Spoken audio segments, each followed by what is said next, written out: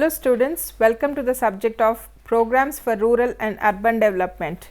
In this, the next lesson is the role of NGOs. Let us try to understand the role of NGOs in the development and also the support of CAPART to NGOs.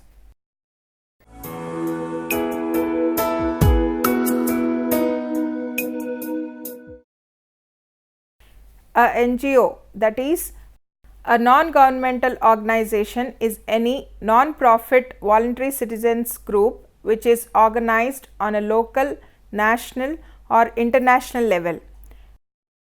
NGOs are voluntary organizations. They are democratic and open to all those wishing to become member of organization voluntarily and serve the society. Moreover, NGO is a legally constituted organization created by few people independently.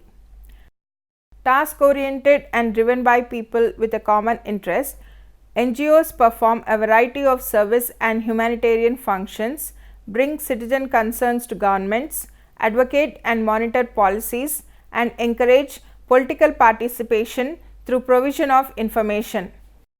Some are organized around specific issues such as human rights, environment or health and education. They provide analysis and expertise, serve as early warning mechanisms, and monitor and implement international agreements. NGOs have long history in India. In the beginning, these services were rendered by people motivated by their religious feelings. They believed that service to people would be service to God. Many people, including rulers, have trod the path of service to their fellow beings and adopted it as their life mission. The help and support used to be individual, spontaneous and transitory.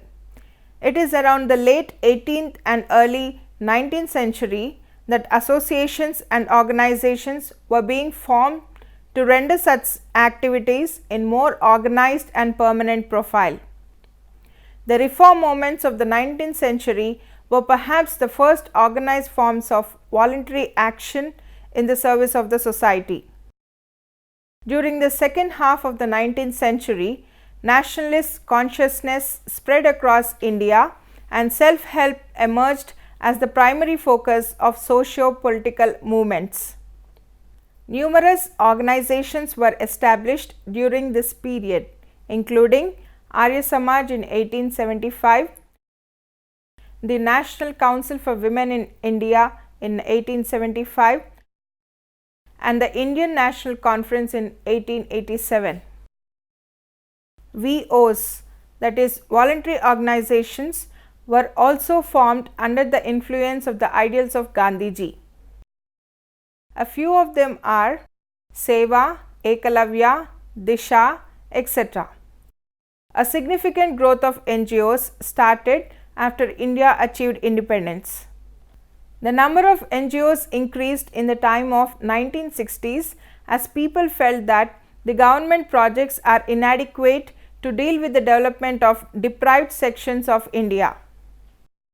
In 1980, the sixth five-year plan, during 1980 to 85, the government identified new areas in which NGOs as new actors could participate in development. They are optimal utilization and development of renewable source of energy, family welfare, health and nutrition, education, health for all programs, water management and soil conservation, social welfare programs for weaker sections, implementation of minimum needs program, disaster preparedness and management, that is for earthquakes, floods, cyclones, etc., promotion of ecology and tribal development, environmental protection and education. In the next 5-year plans, a greater emphasis has been laid on the role of voluntary organizations in rural development and poverty. International NGOs started around the year 1839. It has been estimated that there were 1083 NGOs by the year 1914. but the phrase non-government organizations only became popular when United Nations Organizations was established in the year 1945. The involvement of NGOs in social challenges has a great effect on developing countries. The more financial support and the more number of volunteers will greatly help in achieving the development goals. The objectives of NGOs include to create awareness on people's participation in developmental activities, to create an efficient local leadership among the deprived sections, to create socio-economic infrastructural facilities, to facilitate the process of expanding employment opportunities for people below the poverty line, to initiate innovative projects, undertaking training, research and publications, to organize national meets for discussing national issues and matters of mutual interest. A NGO should possess the features such as it must be registered under the Society Registration Act 1860. It must be based on a rural area and work at least for 4 to 5 years. It must have professional and managerial expertise to produce audit statements and reports for funds received from the government. It must not be linked directly or indirectly with any political party. It must declare that it will adopt only legal and non-violent needs of rural development purposes. It must implement anti-poverty, minimum needs and socio-economic development programs.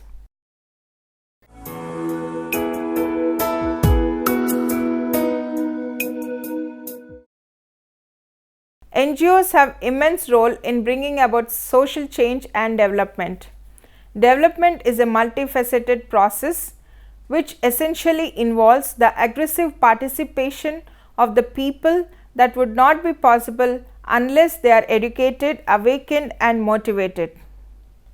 The role of NGO is to supplement government effort so as to offer the rural poor choices and alternatives.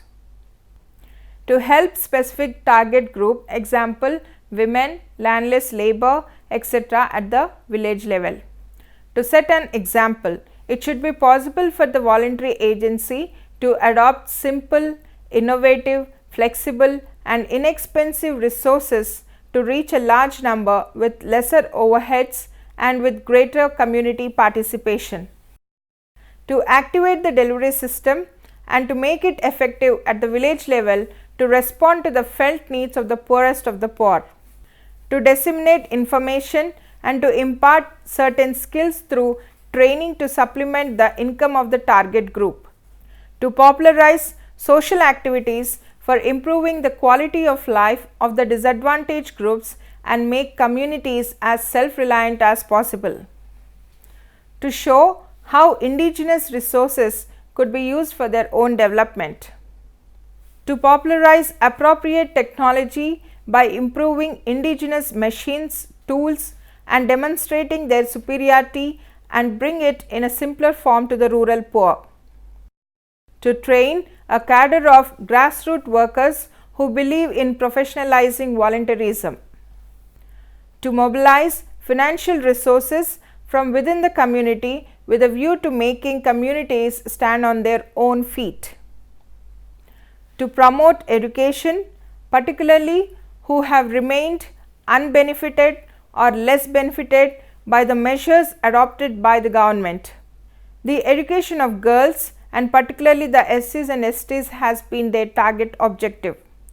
To restore the dignity of the deprived and discriminated sections of the people in the society like women suffering from gender discrimination, low caste people suffering from caste segregation and racial and religious discriminations. To mobilize and organize large scale food distribution during massive famines for malnourished population.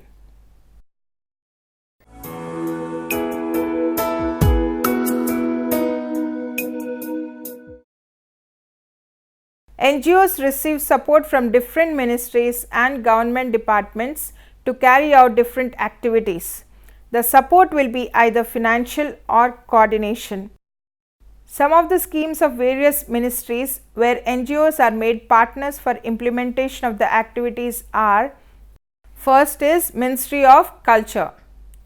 This provides assistance for preservation and development of cultural heritage of Himalayas, financial assistance for preservation and development of Buddhist or Tibetan culture and art, financial assistance for professional groups and individuals for specified performing art projects, that is salary grant and production grant, promotion and strengthening of regional and local museums, scheme for building grant to cultural organizations, scheme for financial assistance for research support to voluntary organization engaged in cultural activities, that is literary, visual and performing arts. Second is Ministry of Tribal Affairs. This helps to provide award of special incentives ASI to NGOs for improvement of infrastructure. Also provides coaching for scheduled tribes, development of primitive tribal groups, grant in aid to voluntary organizations working for the welfare of scheduled tribes, schemes of strengthening education among ST girls in low districts. Next ministry is Ministry of Women and Child Development. General grant in aid scheme for assistance to voluntary organizations in the field of women and child development, grant in aid for research publications and monitoring. Rajiv Gandhi National Creche Scheme for the children of working mothers, scheme for welfare of working children in need of care and protection, scheme of assistance for the construction or expansion of hostel building for working women with a daycare center, support to training and employment program for women, financial support for rehabilitation of women in difficult circumstances under Swadhar scheme. Next is Ministry of Social Justice and Empowerment. Assistance to disabled persons for purchase or fitting of aids or appliances, assistance to voluntary organizations for welfare of other backward classes, central sector scheme of free coaching for SC and OBC students, Deen Dayal Disabled Rehabilitation Scheme, grant in aid to voluntary organizations working for SCs, that is scheduled castes, integrated program for older persons, scheme for prevention of alcoholism and substance, that is drugs abuse. Next is Department of Youth Affairs. Under this, National Program for Youth and Adolescent Development. Next is Department of Health and Family Welfare. Under this, Mother NGO Scheme, National Cancer Control Program, National Leprosy Eradication Program, National Mental Health Program, National Program for Control of Blindness, National Tobacco Control Program, Service NGO Scheme. Next is Department of School Education and Literacy. Under this is Inclusive Education for the Disabled Secondary Stage. Innovative and Experimental Education Scheme component under the Sarva Shiksha Abhiyan. Integrated Education for Disabled Children, Scheme of Support to Voluntary Agencies for Adult Education and Skill Development Scheme. Next is Department of Higher Education. This helps in assistance to agencies for education in human values. Next is National AIDS Control Organization. This provides community care centers, targeted interventions under NACP. Next is Council for Advancement of People's Action and Rural Technology, that is CAPART.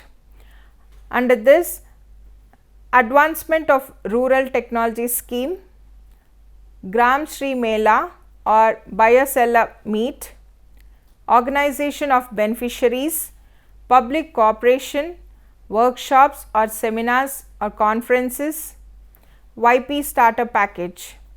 Next is Central Social Welfare Board.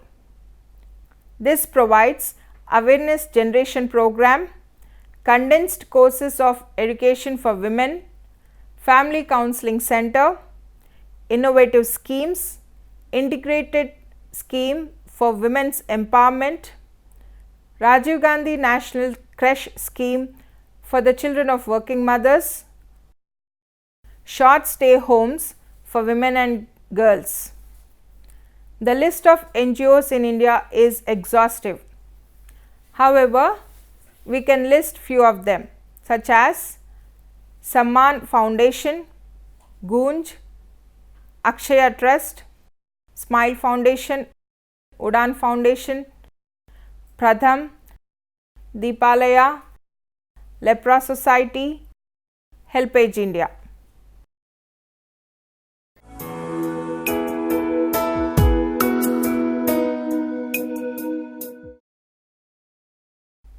The Council for Advancement of People's Action and Rural Technology. This was set up as a pioneer organization in September 1986 as a supporting and funding agency for the voluntary organizations by merging two organizations, namely People's Action for Development in India and Council for Advancement of Rural Technology, with the mandate to promote voluntary action and propagate appropriate rural technologies for the benefit of the rural masses. Since then, CAPART has been contributing towards the rural development and poverty alleviation through the work of VOs at the grassroots levels and by supplementing government's efforts. The Minister for Rural Development, Government of India, is the President of the Council and also the Chairman of the Executive Committee of the Council. The general body comprises not exceeding 100 members representing voluntary agencies, central and state governments, institutions engaged in activities connected with rural development, rural technology, and individuals possessing experience or expertise relevant to the objectives of CAPART. They are nominated by the President of the Council. The Executive Committee of CAPART comprises a maximum of 25 members nominated by the President of CAPART from amongst the members of the general body. Let us see the mission of CAPART. The mission of CAPART is to work in close coordination with the rural NGOs and empower them by engaging them in dialogue, respecting their thoughts and ideas, listening to their voice, harnessing their resources, funding their activities, strengthening their hands, particularly the women, the weaker sections of rural society, and the disabled and other underprivileged sections of rural society, walking hand in hand with them on the road to rural prosperity. The main activities of CAPART. The main activities of CAPART as enshrined in the Memorandum of Association of CAPART to encourage, promote and assist voluntary action in the implementation of projects for the enhancement of rural prosperity, to strengthen and promote voluntary efforts in rural development with focus on injecting new technological inputs in this behalf, to act as the national nodal point for coordination of all efforts at generation and dissemination of technologies relevant to rural development, to act as a catalyst for development of technology appropriate for the rural areas by identifying and funding research and development efforts and pilot projects by different agencies and institutions, particularly voluntary organizations. To act as a channel for transfer of appropriate technology to government departments, public sector undertaking, cooperative societies, voluntary agencies and public, to encourage adoption of modern techniques and appropriate technology in rural development. To disseminate knowledge on rural technology to manufacturers of machinery tools, equipment and spare parts, so that large scale production of technically improved machinery etc. is carried out in the private, cooperative and public sectors. To promote, aid, guide, organize, plan, undertake, develop, maintain and coordinate projects or schemes aimed to all round development, creation of employment opportunities, promotion of self-reliance, generation of awareness, organization and improvement in the quality of life of the people in rural areas. To assist and promote programs aimed at conservation of the environment and natural resources. To strengthen existing institutions of research and develop or set up institutions of rural interest are built up.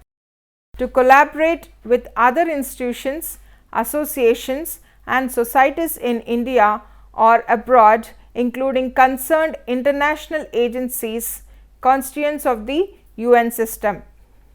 To conduct or sponsor training programs, conferences, lectures and seminars on rural development activities of particular interest to women, with an accent on improved technologies appropriate to their role in rural development. To conduct or sponsor training programs for trainers, particularly in the voluntary sectors, so that improved technology is disseminated to participants in development in the rural areas. To conduct or sponsor training programs or seminars, workshops and meetings to promote interaction between government agencies and voluntary agencies working in the field of rural development and technology. To carry out research studies, survey and evaluation on the use of appropriate technology and to offer fellowships, scholarships and prizes. To prepare, print and publish papers, periodical monographs and books.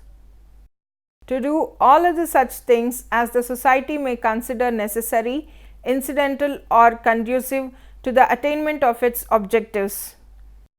To create awareness amongst rural people and provide a series of escort services to them through the NGOs on matters relating to intellectual property right issues. Next, let us see the programs and schemes funded by CAPART. The 6 classified programs and schemes for which CAPART assistance will be available are: Natural Resource Development and Management, Rural Industrialization, Income Generation and Market Access, Technologies for Rural Development and Promotion of Information Technology, Rural Infrastructure and Development Scheme, Scheme for Empowerment of Rural Women, SC, ST and disadvantaged groups and for persons with disabilities in rural areas, and Human Resource Development Scheme. The eligibility criteria for NGOs seeking CAPART support should have been registered under the Societies Registration Act 1860 or a state amendment thereof, or the Indian Trust Act 1882 or the Religious and Charitable Institutions Registration Act 1920. Should have completed 3 years from the date of registration on the date of application filed with CAPART, should have a bank or post office account for the 3 years preceding the date of filing of application to CAPART for funding. Rural development should be one of the objectives in the memorandum of association. Should be working with beneficiaries in rural areas even if the NGO's headquarters is located in an urban area. The area of operation must be rural, meaning thereby a village included within the jurisdiction of a Gram Panchayat, areas included within the limits of municipal corporations, municipalities, notified area committees and town panchayats will not be considered as rural areas. Should comply with the requirement of IT department like PAN 12A and 80G, or should have at least applied for the same. The organization should be broad based and representative in character. Composition of office bearers should not be related to each other or within the family or a family affair. Should not have been put on the CAPART's list of organizations to which funding has been suspended for acts of omission and commission. Members of the sanctioning committees of CAPART or their family members and relatives should not be the office bearers of the NGOs which are seeking assistance from CAPART. There should not be more than 3 ongoing projects under implementation by the NGO with funding by CAPART on the date of application filed with CAPART. Any questions? Yes ma'am, I have a question. Why should a NGO be registered and why can't we do the social service without registration? When working as an individual for the social service, then registration is not required. But if working as an organization, then certain ethical, social and legal regulations and rules of society has to be followed. To raise funds, get donations, organize and manage programs, and also to get necessary support from the government, certain legal accountabilities and social parameters has to be followed. Hence, for this to have an organization, the first step is to register the organization. Any more doubts? Well then, this is all about NGO. Thank you.